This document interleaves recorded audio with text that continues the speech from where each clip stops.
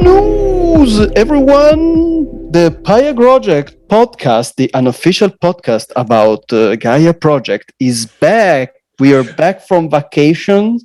We hope you are back from vacation from the holidays as well. No, we hope you're still on holiday, or still enjoying life. We're not, but we're back for you here with all the usual, the usual stuff. We have Italian accent, inverted consonants, the number 15, and then there is me, Simone Molfo on BGS, and here with me today is, as always, you probably guessed, but Hi, here's Matteo El Templo, the 5-team guy, and I'm ready for new unbelievable mistakes in English, and maybe, but just maybe, to talk about one of the greatest faction of all times and all games.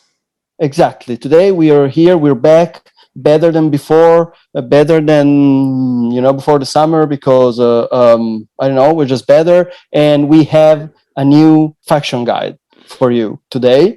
And we for today's episode, we picked a faction that everybody loves. Everybody loves to play them, and everybody believes that they're the strongest faction in Gaia Project, and I mean rightly so, because they are very, very strong. But before we reveal the name of this faction specifically, we have some errata from a previous episode. We got some feedback. First of all, we wanted to give a shout out to Galberg, who wrote us that he really appreciated the Glean episode, and after listening to our fantastic Glean guide episode, was able to score 200 points in a Glean game. Way to go, Galberg, and way to go, Gleans. Well done, Galberg.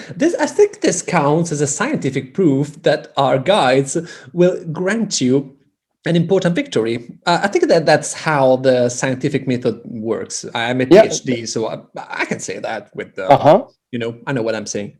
Yeah, I'm a PhD but I work in the humanities, so I'm not a real doctor. I mean, I'm a doctor, but not the useful type of doctor. But anyways, yes, that's 100% scientific. If somebody wants to write us about how they lost a game with Baltax, that would count as a scientific evidence as well.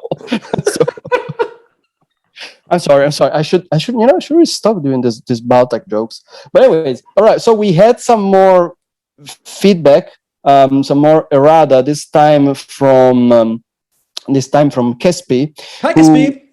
Hi. He was commenting about the advanced tactiles episode. Well, in that episode, we said that it's only Ambas that can get 5 federations out, and he wrote us that he was recently able to do that in an EVITS game.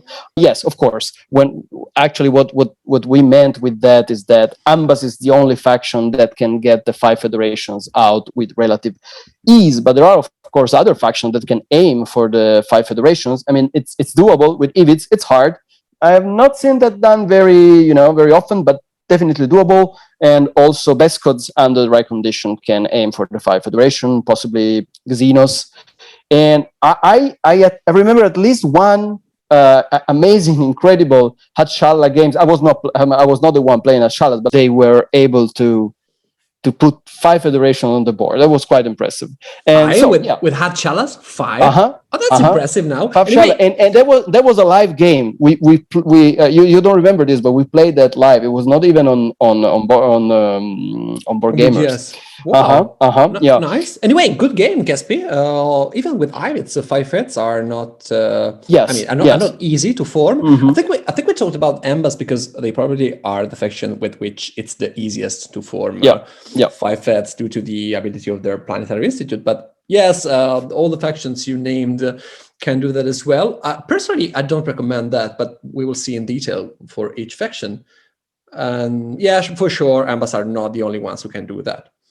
No, it's a stretch. Even the factions that are particularly good at forming federations. Maybe you should calculate if it's worth it, because forming the 5th fed sometimes costs means sacrificing. Yes, a lot of resources, which maybe could give you more points if used in a different way, but maybe not. So in this case, exactly. Yeah, you have to think about sit down and think about the Fifth Federation, but that's definitely doable with a number of factions.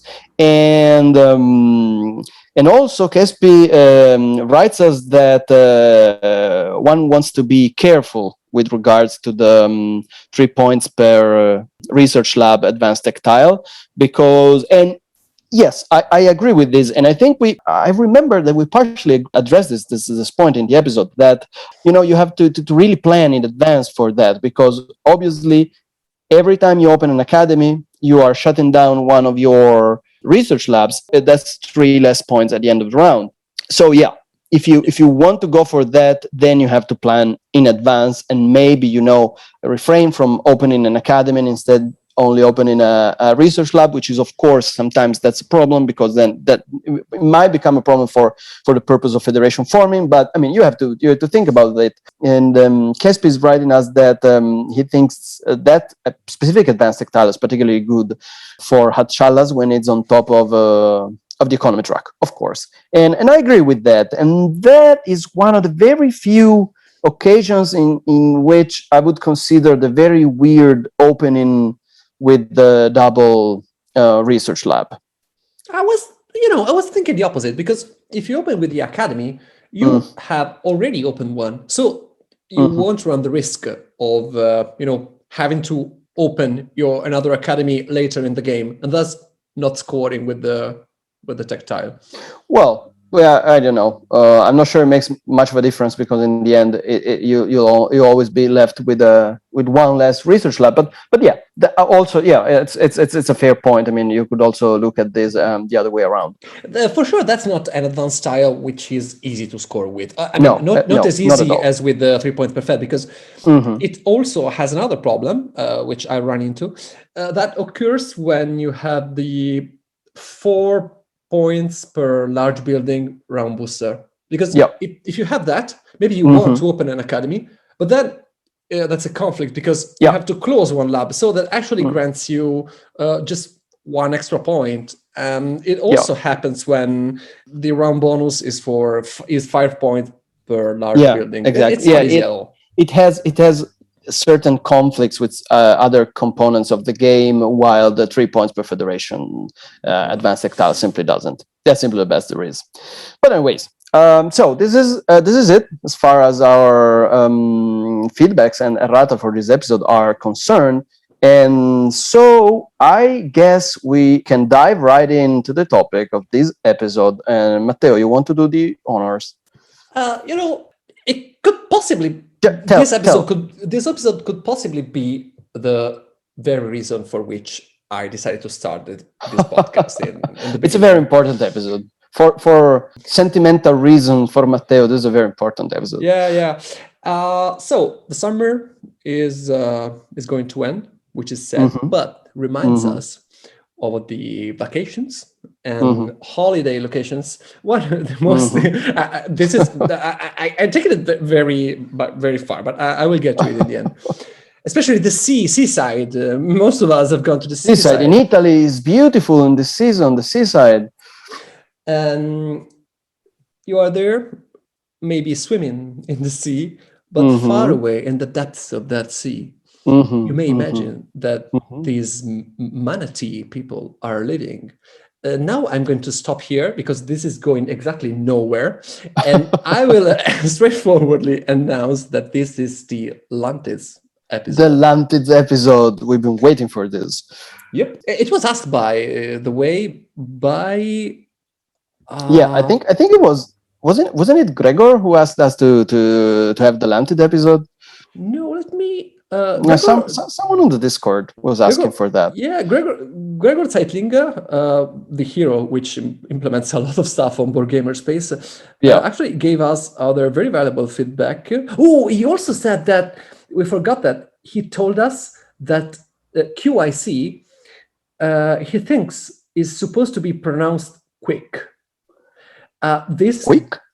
This blew my mind.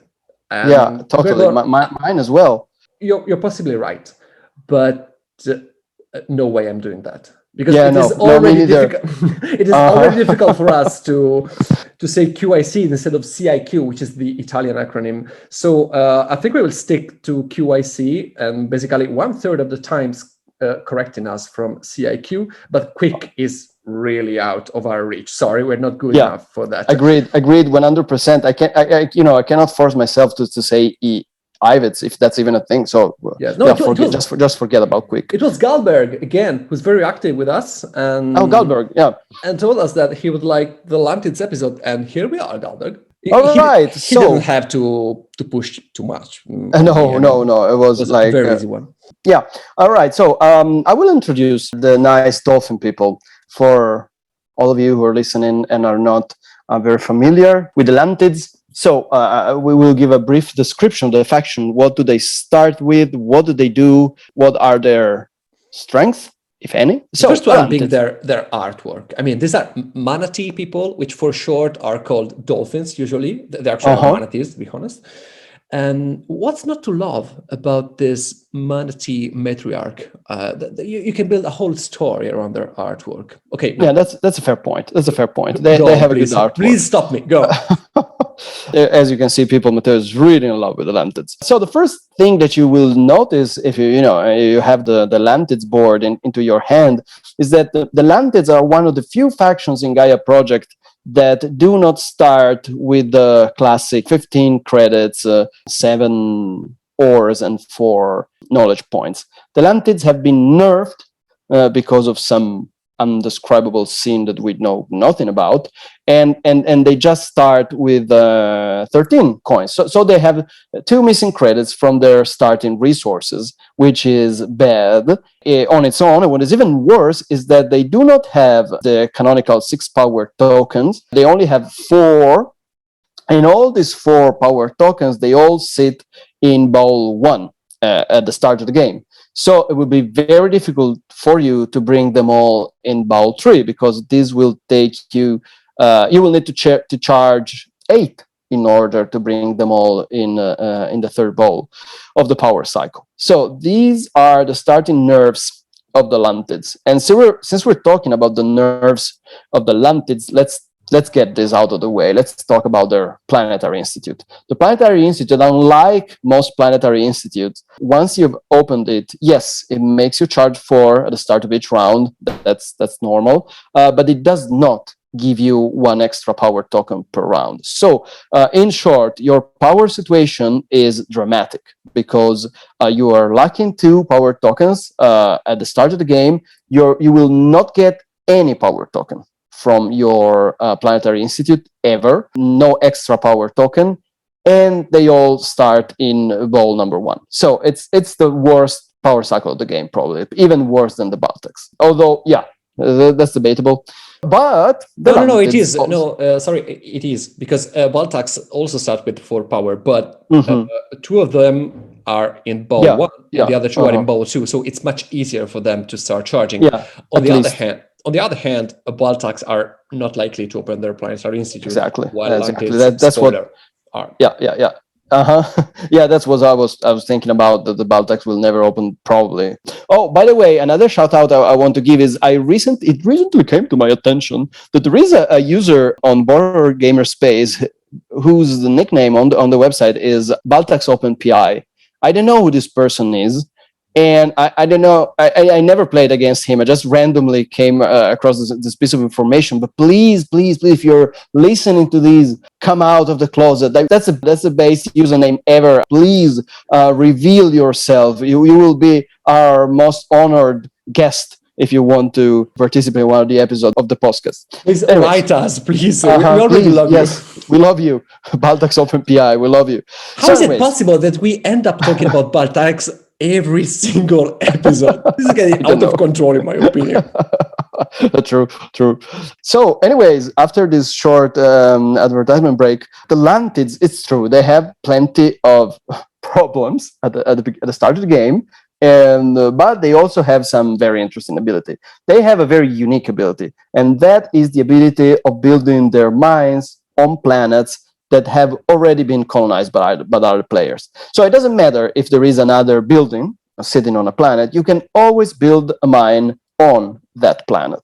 And in addition to this, if you have your planetary institute open, every time you do this, every time you build one of your mines on a planet that is already occupied by another building, you will get two free knowledge points, which is very, very good. The only backside of these is that you cannot ever upgrade those buildings, right? So once you have built one of these, they are called leech mines or embassies. Once you have built one of your embassy on a planet, then you cannot upgrade that embassy into that mine into a trading station or anything else. It's just gonna sit there forever. So be careful how you manage your mines. But Matteo will talk more about this in the future. Last thing, always remember, mines that are built in this way, mines that are built on planets that belong to other players, do not count towards round scoring bonuses or final objectives or anything that has to do with the number of Gaia planets that you control and the number of different planet types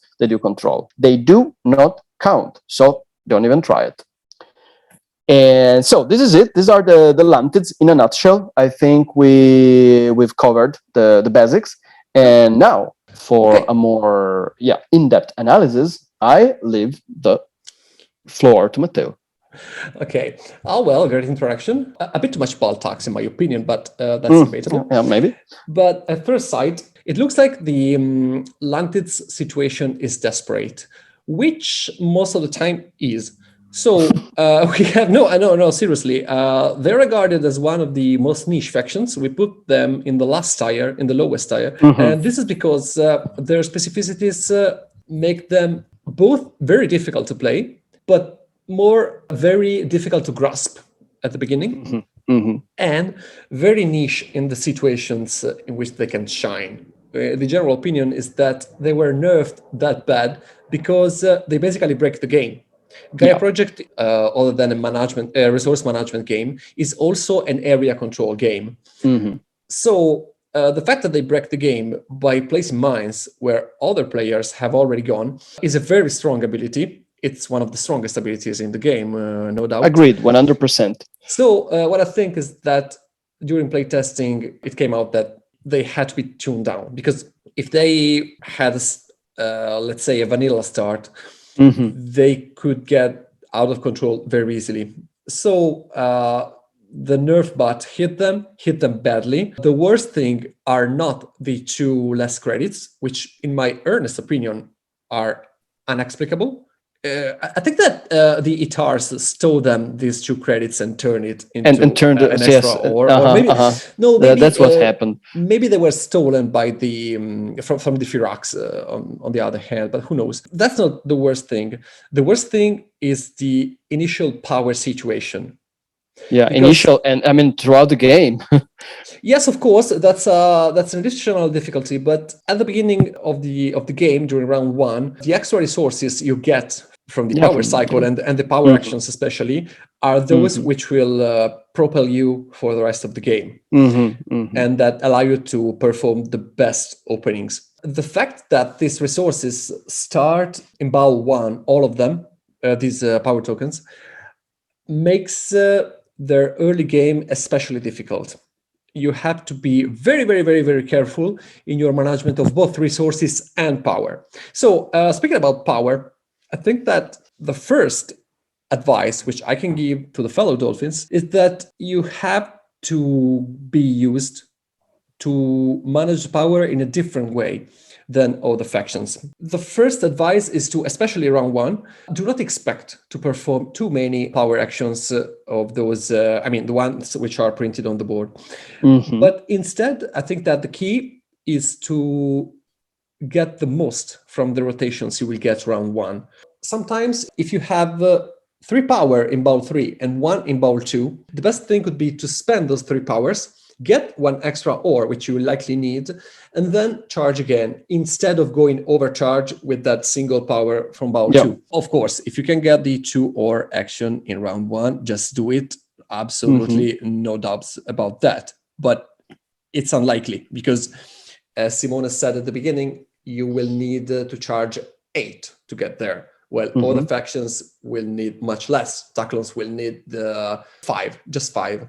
A normal faction takes 6 charge and to bring 4. So Taclons 4 if they burn. Normal factions 6, and you will need 8. So unless everyone else is charging very little, you won't get that action. Or unless you got the round scoring booster that gives you an initial charge of 4. In that case, which is very good for Lantids. We will get to this in a moment, I think. But I respectfully disagree on that. I don't think that's a good one for Lantids, but we'll get into that because that's one of the pitfalls you can fall into.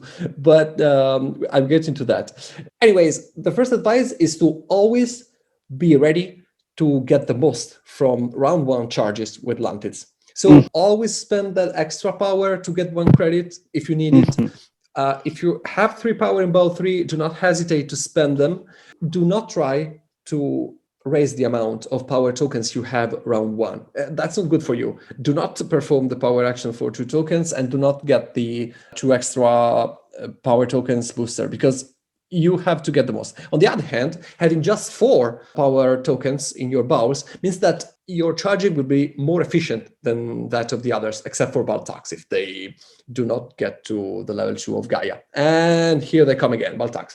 But once you have brought all the 4 of them in bow 3, then that is true. You have a more efficient power cycle than other factions have. It's just that the first time you have to bring them all the way up, that's difficult. But from that moment on, your power cycle is a bit better. Yes, try to transform your disadvantage in an advantage once they start rolling, which they should do as soon as possible. And that brings us to another point, which is that Lantids are a super map-dependent faction. All right. So let's talk about the relationship that exists between Lantids and the map, because it's very particular one. It's very specific. Yes, of course. The first decision when you face when playing a Gaia project game is which faction should I pick? For the answer to be Lantids, there have to be a lot of conditions, and this is why they're considered a niche faction. The first problem is if you are playing blue, why are you not playing Terrans? And I'm not joking at all.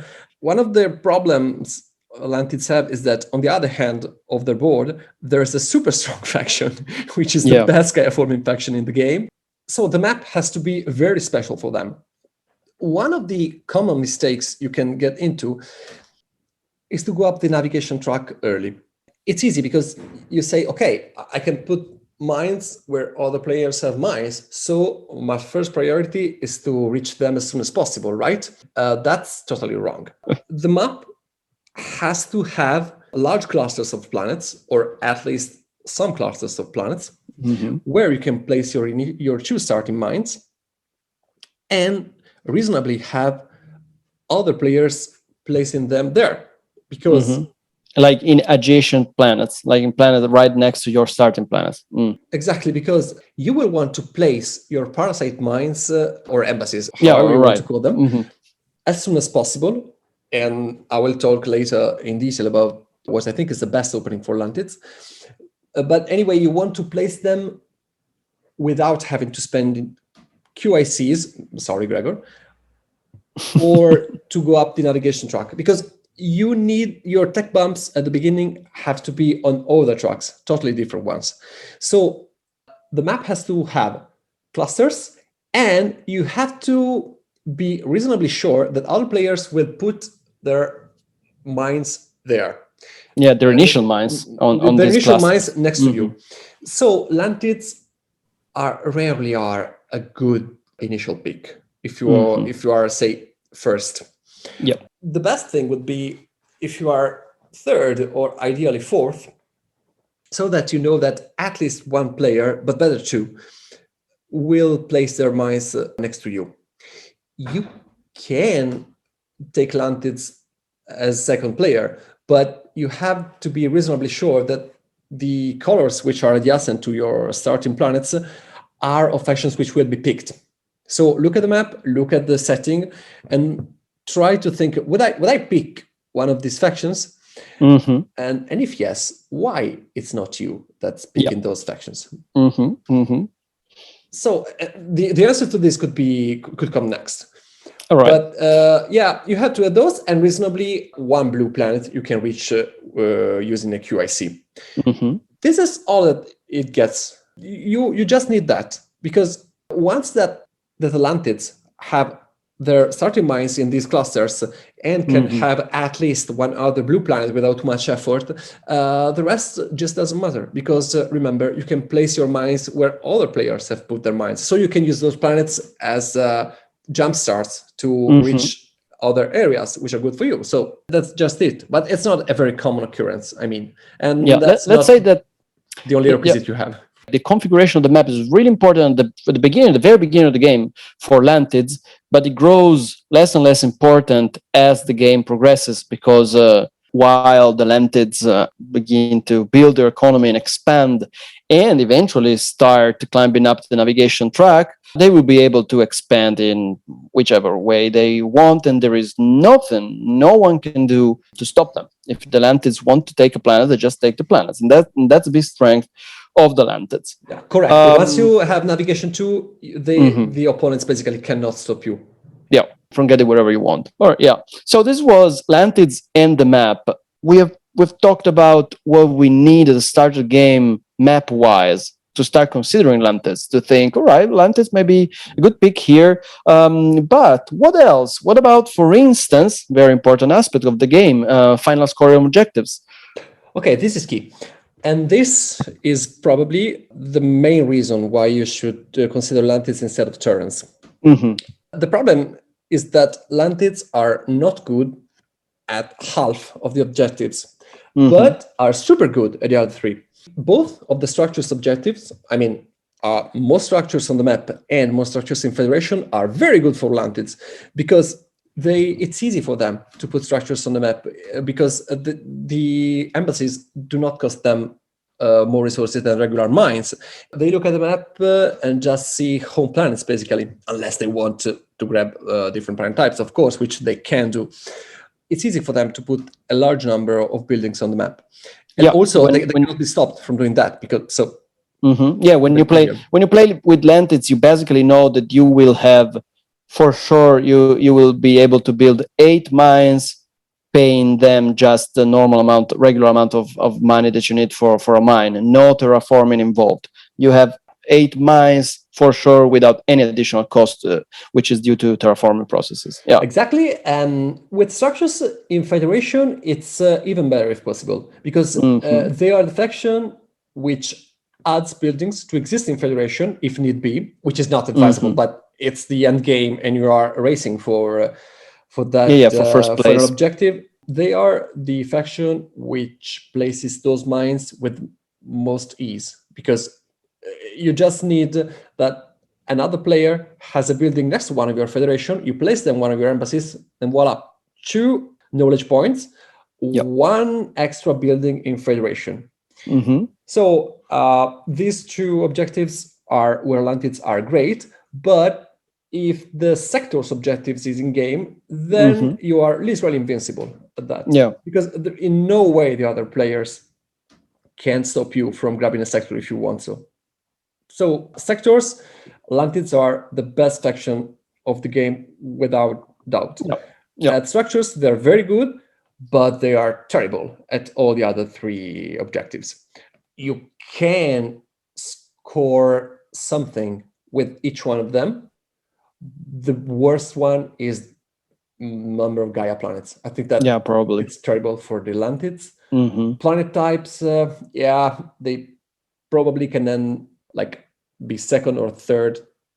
I don't know. Even second position is quite hard for them. It's hard, yeah, exactly. It depends on the game, but.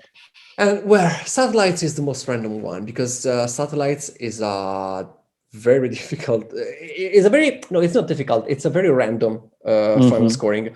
Personally, I recently played a game where I won satellites with Lantids, but I was very lucky with that, to be honest. Right. Also, if the interesting thing is that 2 of these objectives are where Terrans are super good at, meaning Gaia planets and especially satellites. So it's easy to choose Terrans over Lantids considering this alone. Yeah, if it's Gaia planets and satellites, well, you should probably start considering the other side of the blue board. But it is true that the satellite's main objective is one of the most random one, in that you're competing for sectors and you exactly know how that's going to turn out, right? I mean, somebody's going to score 10, somebody's going to score 9, somebody's going to score 8 or 7. I mean, these are the numbers, more or less. You can expect something in between these numbers. But when it's about satellites, at the beginning of the start of the game, you have no idea, will somebody win with 10 satellites or will 25 satellites? That's impossible to know at the start of the game. So yeah, that's very random, and one of the most unpredictable main objectives. Yeah, you know that if a terrorist is in play, that player will be a very good candidate for the first one. If a tackle player opens the PI, that will be another one as well.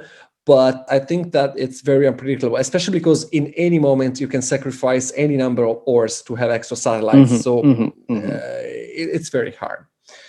But Lantids are super good at both the structure objectives and especially the sector one.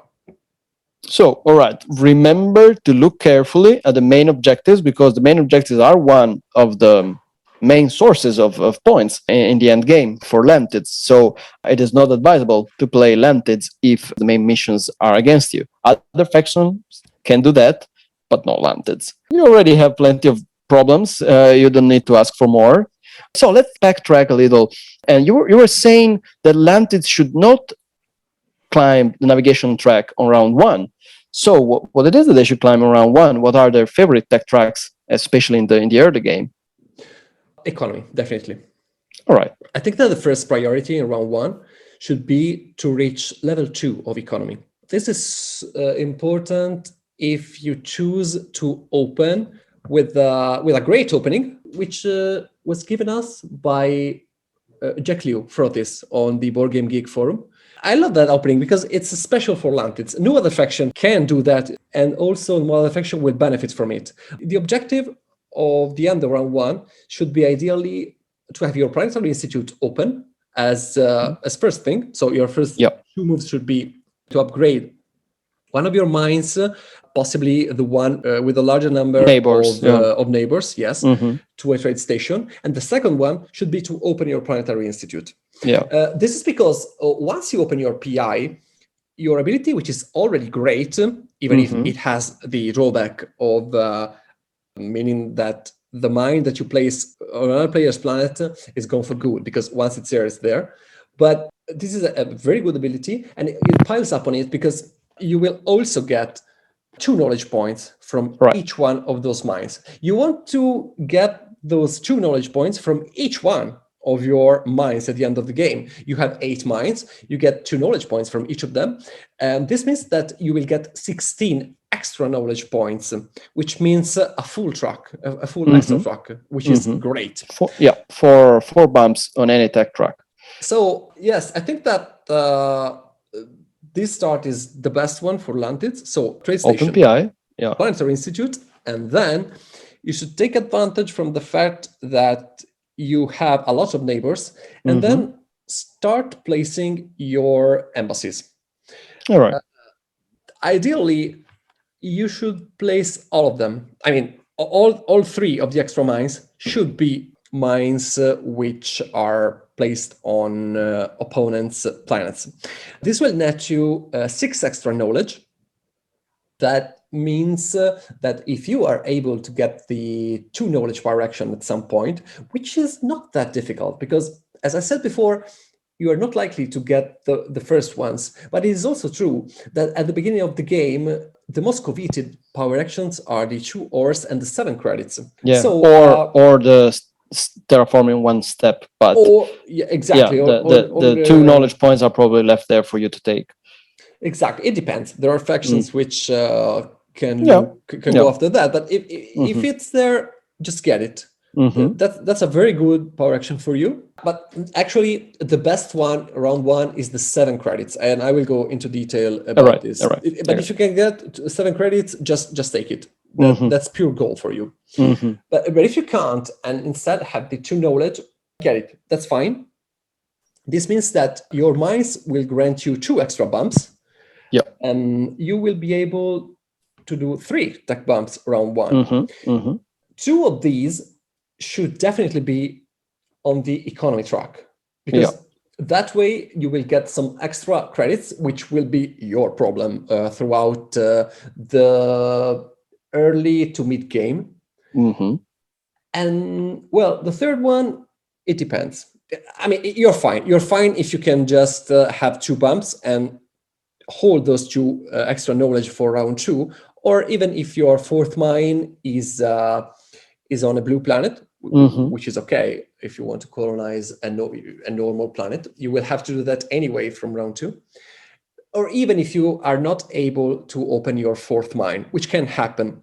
But opening the 4th one would be the best thing, because you will get 4 extra ores at the beginning of round 2. Otherwise, you will just get 3, if you have 3 mines, the 3rd one won't net you anything. The only problem with all this is that, as we said at the beginning, you start with a regular number, regular ore value, which is 7.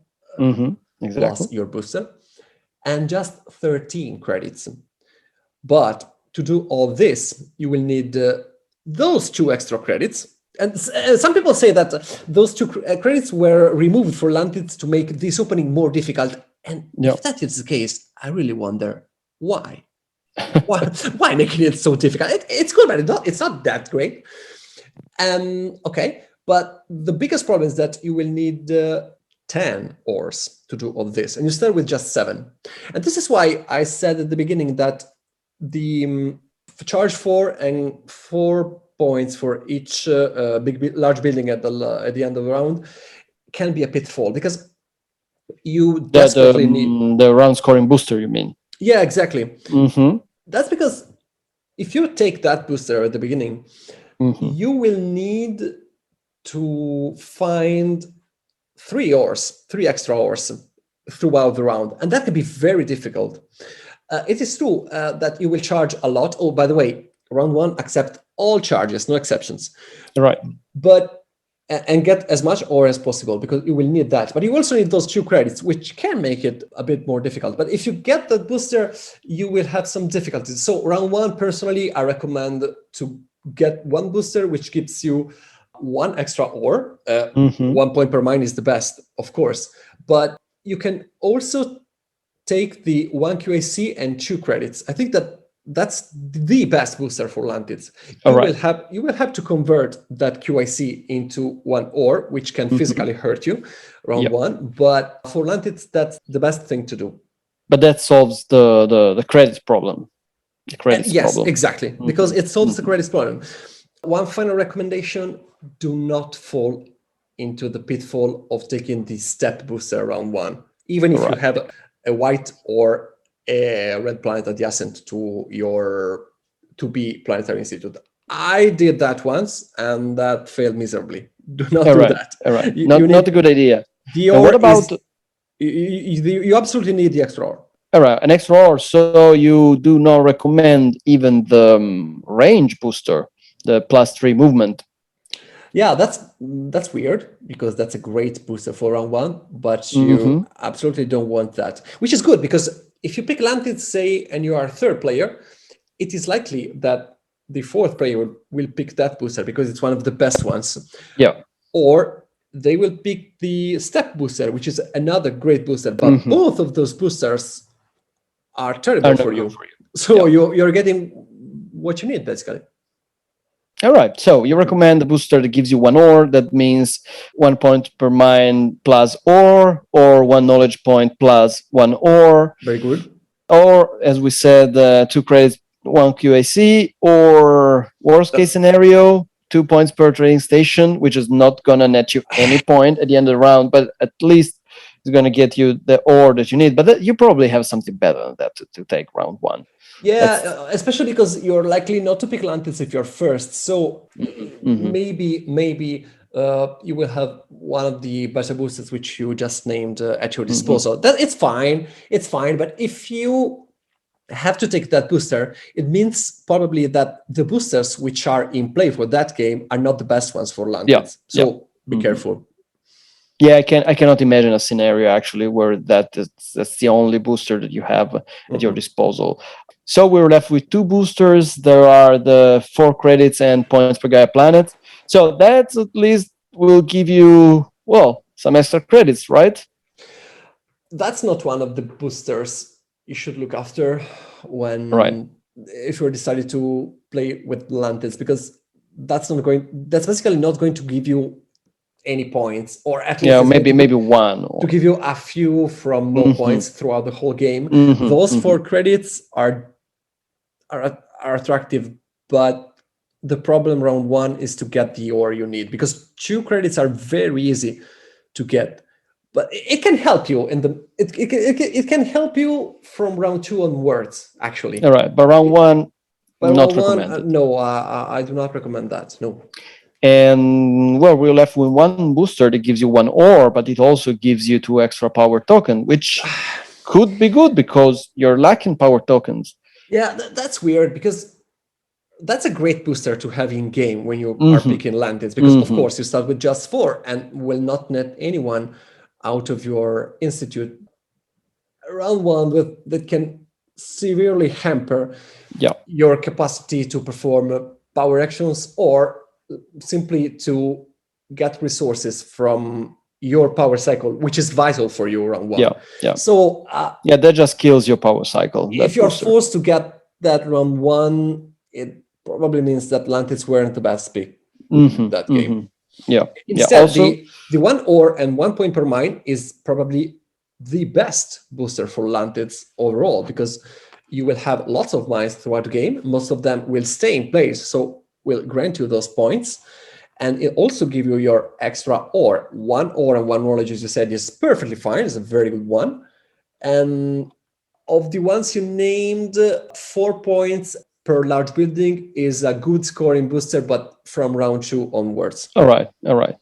So look out at the start of the game. Look out for these 3 boosters that we just mentioned: 1 ore, points per mine; 1 knowledge point, 1 ore, or 1 QAC, 2 credits. If you have access to one of these 3 first pick round 1, then you could consider playing Lantids. Otherwise, well, you should think twice about picking Lantids. Yep. And moving on. So we've been. Sorry, Yeah. just another quick one. We missed the 1 knowledge and 3 points per lab. Oh yeah, right. Well, that's not definition with one round 1, right? No, absolutely do Uh-huh. not pick that round 1. But I just wanted to say that if that's in the game, it's not bad. It's very situational. Mm-hmm. It's not one of your best ways of scoring, but it's fine. It's fine. You will score much more using the mines and the large buildings booster, but you can net some points from it, and also maybe 1 extra knowledge point, which will help you with an extra bump. So why not? It's I mean, a mid-tier booster for you. Yeah, right. Okay, sorry, I got you off track because we were talking about tech tracks, and then we moved to scoring boosters. So let's go back for a moment here. So we said that if you are able to get these 3 juicy tech bumps around 1, which is not necessarily the case. Maybe you will only get 2, and then you get those 2 bumps on the economy track. But if you get a third one, where do you want to go? That's a tough one, and I would say that it depends. But it mostly depends on where the best advanced tactiles Mm-hmm. for you are. Yeah. So You let's say that you have a very good advanced tactile on the top of economy track, which is one of the things you should look for when you are deciding whether or not to pick Lantids, right?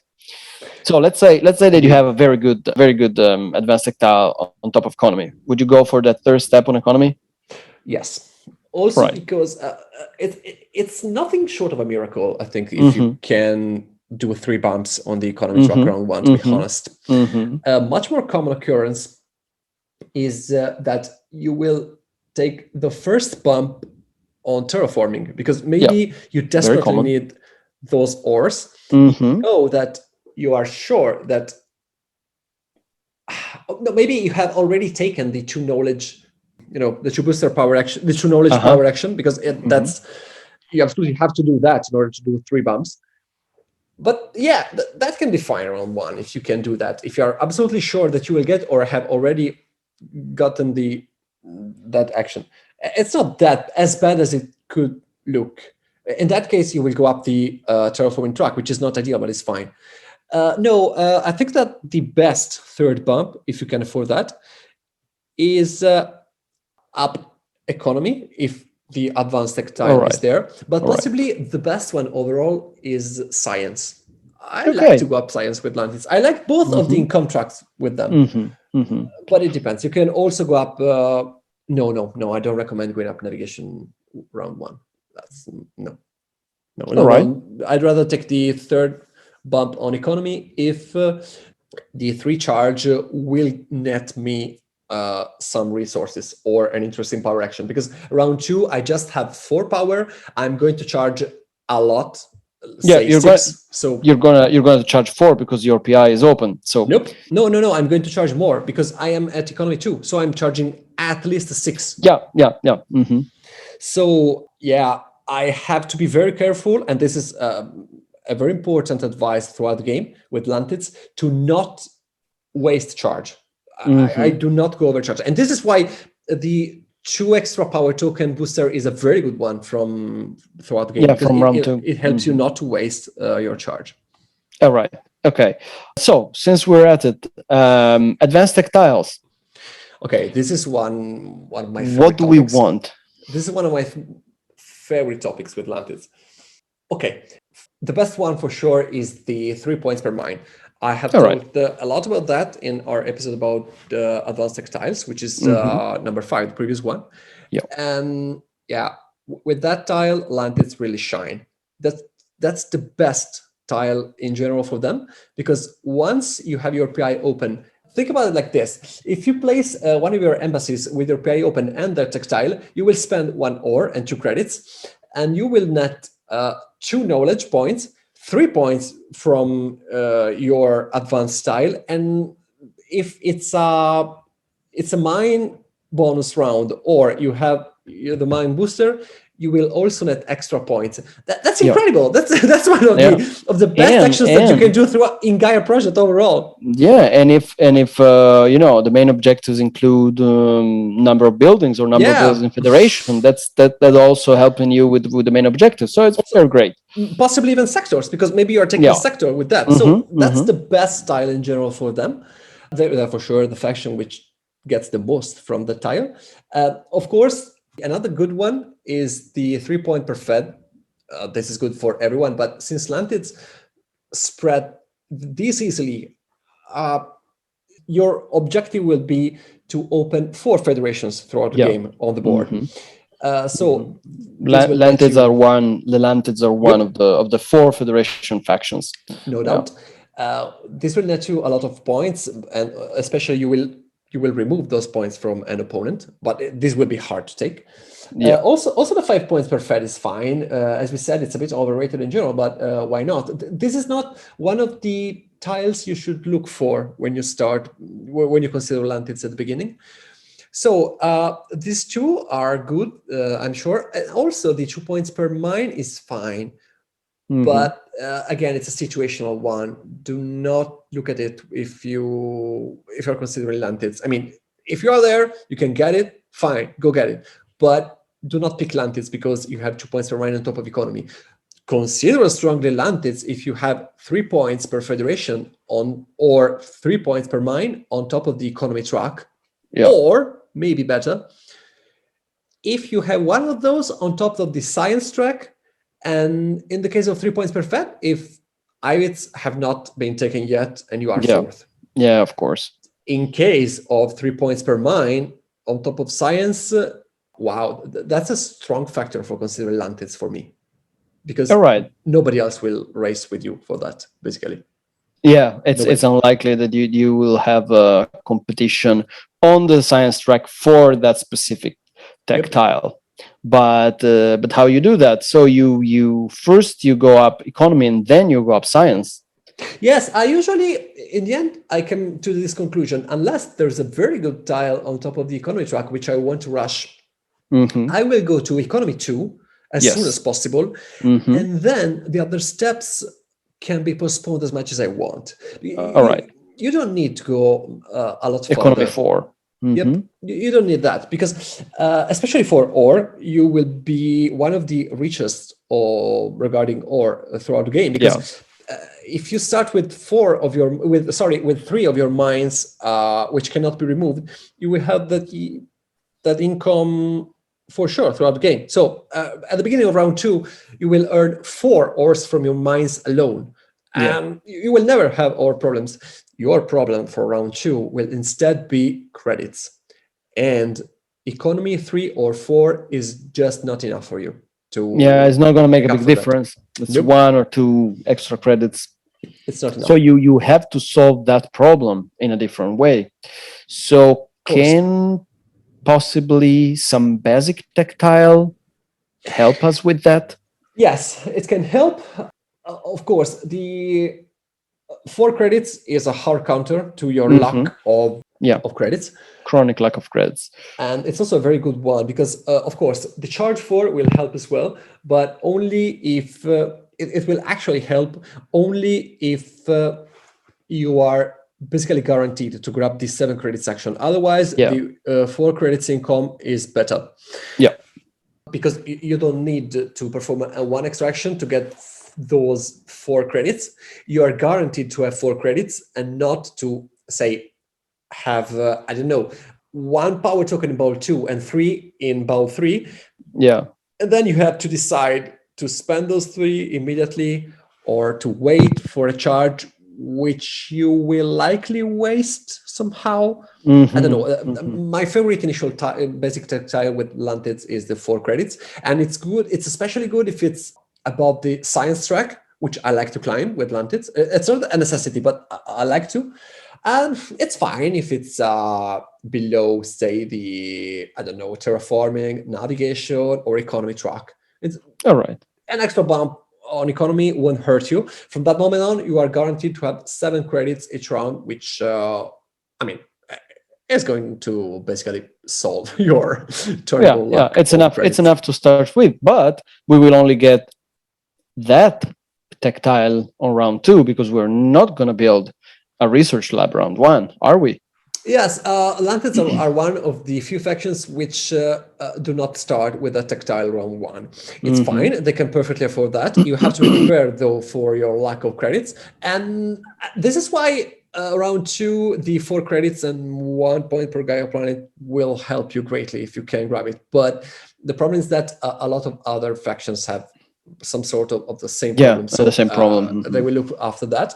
But also the step booster, it will help you in that case. Won't help you much, but with that extra step. Well, let's say that maybe round 2 is about time that you start building some proper mine that you can upgrade into something different. You absolutely have to, because in your mid game you have to turn into a normal faction. Remember that those mines are gone for good. You can go. Personally, I like to build as many embassies as I can, as soon as I can. But from round 2, your priority will be to expand as a normal faction, as a vanilla faction. So look for blue planets and easy to terraform planets, meaning white and red. But it's funny because you basically cannot perform the 2-step power action. So do that. That's your priority. But if you cannot do that, do not sneeze at building extra embassies, because the sooner you get those knowledge points, the more return you have from your bumps. However, once you reach 6 of your embassies, stop right there. Because you need to expand. So once you have 6 of those, you have just 2 mines which you can put on the board, upgrade, and have back. So be careful with those. Just, you can place an extra one if you really need the 2 knowledge points, say around 5. The best thing would probably be to place your 6th embassy around 6 and not sooner. All right. For sure. No, I'm sure about this. Yeah, so we're telling this for, players that maybe do not have that much experience with the game, and especially with Lantids. Be careful, because we've said that before, but we're repeating it now. You cannot upgrade parasitic mines into trading station. That means once you have placed all 8 of them, you're done for. There is no way you're ever going to get them back, and there is no way you're ever building another trading station, which is, of course, vital for your game. it always depends on the game. But at that point, the ideal thing from round 2 on, the ideal thing would be to grab one and possibly two, but one is fine. Blue planets using your QIC. Yeah. But you can also do that by bumping navigation 1 and getting one extra QAC if you absolutely had to spend one to build 4 mines round 1, which is your priority. But then your further expansion should start with navigation 2. That's the point when, I mean, you are at economy 2, you have a nice stream of knowledge from being, I don't know what knowledge, say 2 maybe. That's when you have to go up navigation, because you are set, you have an ore income from your mines, you have knowledge points coming from your, I mean, hopefully you will have opened your lab round 2, and then you can start going up nav 2. Once you're at navigation 2, well, that's when the game starts becoming really fun for you, because you can expand as much as you want, jumping on other players' planets and getting knowledge from that. Maybe you can reach other blue planets just by, say, jumping on another player's planet and then colonizing that yourself. I cannot say this in detail because it largely depends on the map and what happens in the game. But, I mean, plan a bit around this, knowing that you will be able to do this. All right. So to finish off the topic of basic tactiles, is there anything else that we need to look for? Maybe the beginning of the game, the position of certain basic tactiles, which are really vital for us. Yes. We already talked about the 4 credits one, but is there anything else? Yes, of course you will need one shot tile to place your advanced ones on. Probably the knowledge points for planet types is, of course, one of the worst for you. But if you can get even one extra knowledge point from that, which gives you the possibility to perform another bump on one of the contracts early game, that's fine as well. But since the first one you should look for is the 4 credits or the charge 4, it's not likely that you will get it that soon. Anyway, if that tile can give you the extra bump you need to reach the tile you want and put it on that, that's fine. Go for it. No worries. Because you can terraform later in the game. You can grab many planet types, but at that point, that tile won't help you that much. It's okay. It's okay to sometimes just use that tile to net some 2-3 knowledge point, and if those are the 2 knowledge points that you need to accomplish something. A very important tile you should look for to be possibly on the bottom of the economy, science, or navigation track is the 4 power value for large buildings. That's very important for you because throughout the game, your large buildings should become 1 federation each. This is what you should aim for. And your planetary institute should be the seed of your first federation. You can do that. You can form your first federation very early, even round 2. And that's possible if you start in a very large cluster, which will be completely occupied by other players. So value 3 is fine for that. If you can build even 4 mines around it, it's possible. Later in the game, you will absolutely need that tile because you are good at putting down buildings, but not that good. So if you can form a federation from, say, one of your academies, a value 2 buildings, usually trade station, of course, and one of your embassies, that's the perfect formation of your feds. And this is because you don't have much power tokens. You just don't have them. So you need to have your federations as optimized under the satellite values as possible. Ideally, you should never form a federation with more than 2 satellites. And that's already a sacrifice for you because at that point, you will be tempted to grab the 2 power tokens federation, which is fine from your second federation on, but your first fed should absolutely be 0 to 1 satellite, and it has to be 6 credits. That's vital because you will need credits throughout the game. So consider that. It's very important. And also because yes, you are thirsty, you're hungry for credits, Yep. and so you will get very little chance of using, the extra, spare resources that you may happen to have, to convert those resources into power tokens and satellites. So all your efforts are directed towards the goal of getting more credits, and so it's very hard for you to afford, for instance, the two extra power tokens power action. So Yes, you will perform that sometime throughout the game. Say around.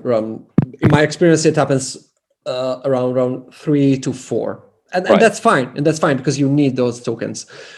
But at the beginning, you should look to form the 6 credits federation as soon as possible, especially if it sits on top of the terraforming track, meaning that there are only 2 available. That's a very sought after fed. You are very good at forming an early fed, but you absolutely must not miss that federation, because if you do, you will be in trouble. Instead, if you get that, you will have an immediate boost, and then later in the game you can rescore that using the QIC actions, both helping you with credits and scoring. That's the best fed for you, no doubt. Right. Yeah, right. But Agreed. it's also for Adshalas, for example, so be quick and careful about that. Yeah. I mean, it's a very sought after federation token, the 6 credit one, along with the 2 ores one. So so make sure that you get at least one. You get at least one of these, and be careful if one of these sits on top of the terraforming track. Then there's only 2 left. So be careful. One is fine. You don't need more, but you must have one. Yeah.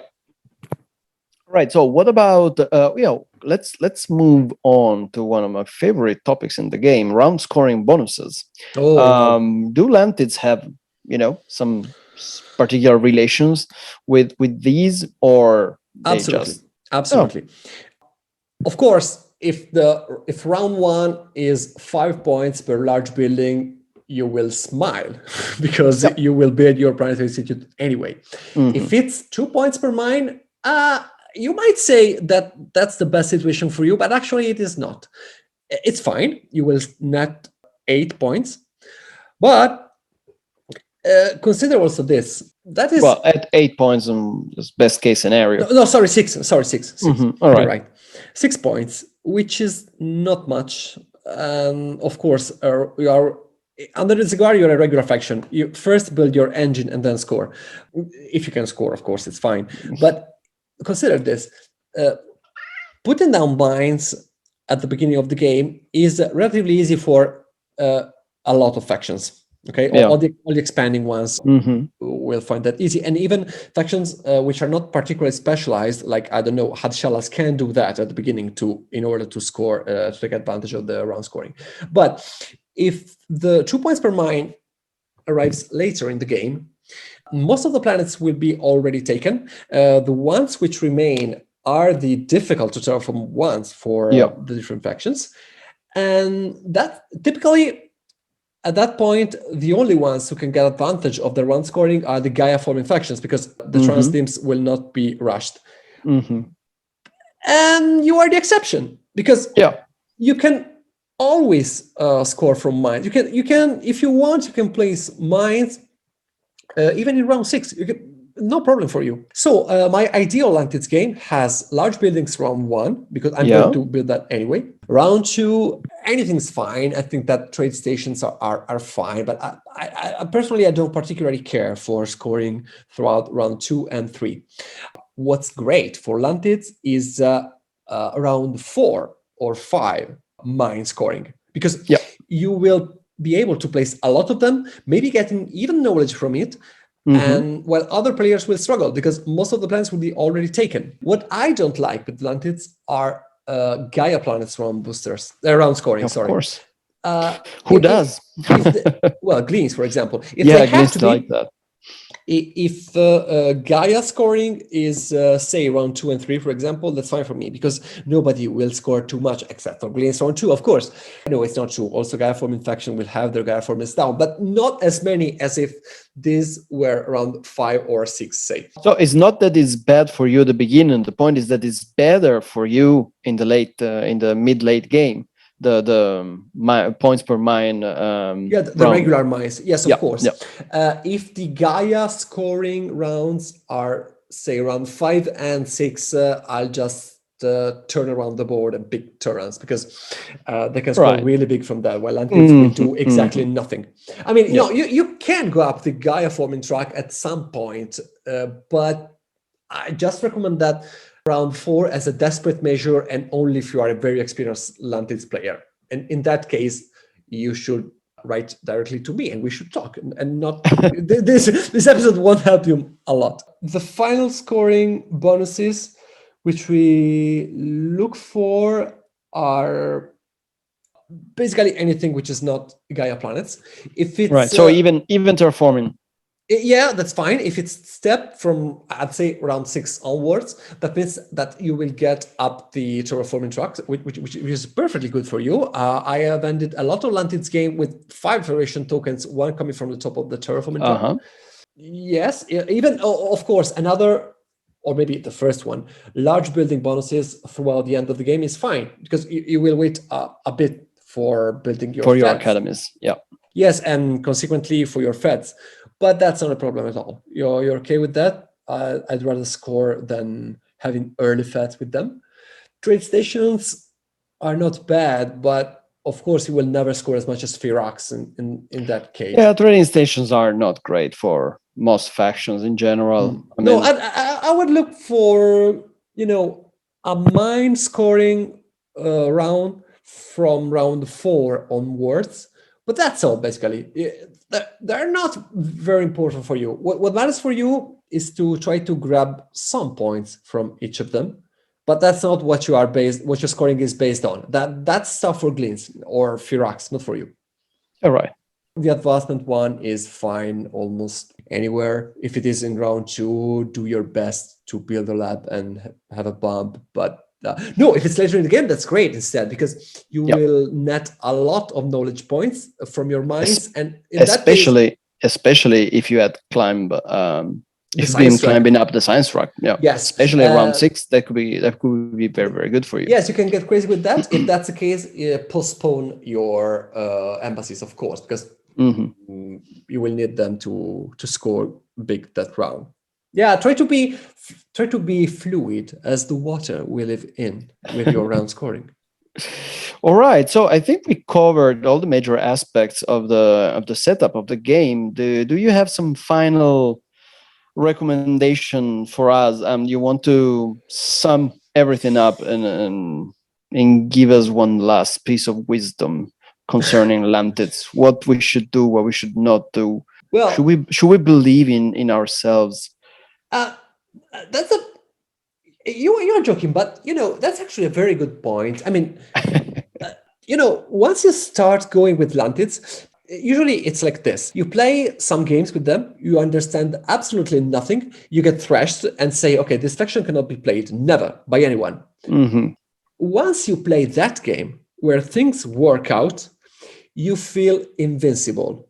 You say, right, I'm a demigod. I have found the perfect faction of Gaia project. I have mastered the art of the Lantids. Indeed, and I will never lose a game with them. Then you play another game with Lantids, try opening with, say, a research lab and fail spectacularly. And then you don't know what to get out of that experience. The bottom line is that Lantids have to be taken when you are reasonably sure to score great. To score great, not good, great. Because that nothing is guaranteed. They are very difficult, especially to start with. The first round is very difficult with them. Round 2, maybe even more difficult. It takes some experience to master them, and also to know when to pick them and when not to pick them. Yeah, they're very cute. They're attractive. They're sympathetic. So they can be picked more often than you should. Try to read the situation very carefully when picking them. But if you pick them, be very sure of yourself, be very confident, try to improvise. I just gave an idea for round one, but then as you can see, the next steps are very loose, especially regarding the technology bumps. What should you do for round three once you are at navigation 2 and economy 2? Should you go up terraforming? Should you go up the QIC track? Yep. I don't know. It really depends on the game, on the situation. Try to improvise, have a lot of fun with them, which is easy to have actually. Try to feel the game and follow that stream. You will end up playing a very good game in these cases. Oh, and also one final note, which I haven't said until now.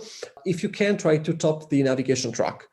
The Lost Planet is a very useful tool for you to form your fourth federation around. And also what I love the most is that if you already have the 3 points per mine fed advanced style, that will net you 3 extra points, and maybe that's the 2 points per mine round, and you will gain 5 points just from placing the Lost Planet. And maybe you will also take a sector with that, and I love that. Try Lantids, give Lantids a chance, have fun, and please tell me if I was useful for you.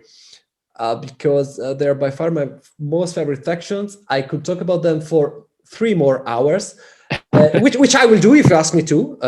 For example, what academy to open first? My personal pick is the QIC one, say round 3 if you can, so you can postpone your navigation even more. So they are very hard to start with, but in return, they will give you a lot more.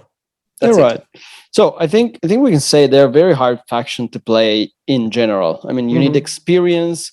You need experience both with the game in general and with them. And in the end, they do not always guarantee you results. I mean, we're not saying that the LANTID is one of the best factions in the game. Obviously not. What we're trying to do is in the same way we've done with Cleans, I guess, is to suggest new ways. Is first of all to put forward the idea that even these factions that are considered among the worst of the worst factions in the game do actually have specific settings in which they can perform really well and shine. And we're trying to suggest, some strategies that you may consider trying, and especially to add some variety to your games.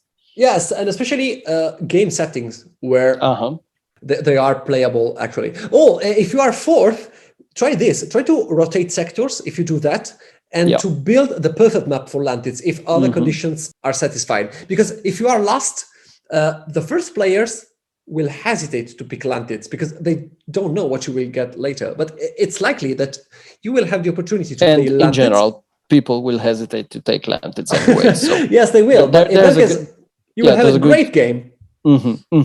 Exactly. Yeah, we haven't talked about the rotate sectors option up until now, but of course, if you're looking for Lantid game, then you can arrange the map in a way that it's convenient for you. Of course, always be wary of what else you are rotating at and what other faction you're giving a great map to, right? Yes. By the way, we didn't say anything about other factions. Your best friends are Xenos. I don't know why, but Xenos tend to spread a lot. They don't compete for your same planets, and in my experience, they will give you a lot of charge. The problem can rise with red and white, because they can steal your blue planets, which you will need nonetheless. And Taclons are a sort of a devil's deal, because you will get a lot of charge from them, and they will not compete for your planets. But that's because they will love you as well, and they will look after you, and you will give charge both by upgrading your buildings and with your embassies. And well, to be honest, I think that they will get the best end of the transactions. Yeah, also because as Taclons always do. And also because tacons are likely to compete with you for whatever sits on top of economy if you're going for that. So be careful. As far as white and red are concerned, well, the only good news in there is that on one side of the red board, you got the Ivits, and the Ivits are not particularly, quick in grabbing planets, and they're very predictable. So yeah, one, maybe two of your blue planets might fall into the hands of the Ivits, but you can be relatively sure that the other two are safe for you to take even later on in the game, which that is something you cannot say about both sides of the whiteboard. I think it's paradoxically because Lantids have more problems with the red and white side, which are considered the worst ones. I mean, Hatshalas are much worse for Lantids than Ivits are, because they will compete and probably outpace you for whatever sits on top of the economy, no doubt. And Neblas. Well, Ivits can do that as well. That depends if the yes, they can. So it depends on what it is that you have on top of economy. And Ivits do not much care for 3 points per mine, right? So no, correct. You can be. But Hatshalas will. Hatshalas will pick that tile if they can. Yeah. And Nebula Eaters are really not a problem for you at all. They'll just remove some. They will just deny you the white planets, but that's it. Yeah. But Nebulas can be a big problem because Nebulas do not look after the 3 points per mine tile, but they will grab it if they can, and even if it's only to deny you it, if they have listened to this episode, which I hope they won't. And they will also compete for the same tracks you like, which are economy, science, and navigation. Yeah. And worst of all, you will give them a lot of charge, which they will use in the worst way possible for you. So yeah, I think that your worst enemies are Hadshalas and Neblas. Luckily, they are not picked very often as well as their counterparts. So look after Xenos if you can. All right. And I guess this is it. We have come to the end of our episode. We have come to the end of our LANTID guide. We hope you liked it. And of course, there is much more that could be said and will be said. Join us, come talk with us, come play with us. Come play with us on Board Gamers. Come talk to us on Board Game Geek or on the Discord. The Board Gamers Discord. Exactly. We're always there, always listening, always watching. And possibly even answering sometimes, Well, I hope to have a lot of erratas next episode, about this. Yeah, let's hope. Let's hope that we get some. All right, folks. So this is all. And see and hear you in a couple of weeks for another episode of Paya Project. Bye. Goodbye.